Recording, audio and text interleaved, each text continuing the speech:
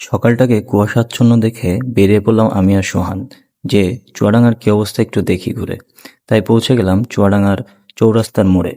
চৌরাস্তার মোড়ে গিয়ে দেখি পুরো চুয়াডাঙ্গার অবস্থা প্রায় একই।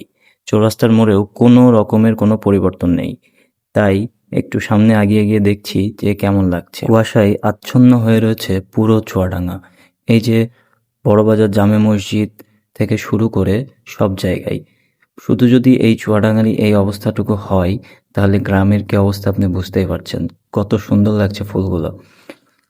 আমরা পুরো চুয়াডাঙ্গাটাকে একটু ঘুরে ঘুরে দেখছিলাম। চুয়াডাঙ্গাটা বলতে চৌরাস্তার মোড় থেকে শুরু করে এই যে কলেজ রোড হয়ে, আমাদের এটা কলেজ, কলেজের সামনে থেকে স্মৃতিসৌধ সব কিছু দেখতে দেখতেই আর কি আগাচ্ছিলাম।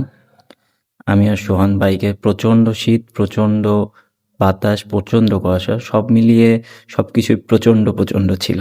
তাই যাদের কুয়াশাচ্ছন্ন সকাল ভালো লাগে তারা চাইলেই উঠে পড়তে পারেন সকাল সকাল আর উপভোগ করতে পারেন এইরকম একটি কুয়াশাচ্ছন্ন সকাল।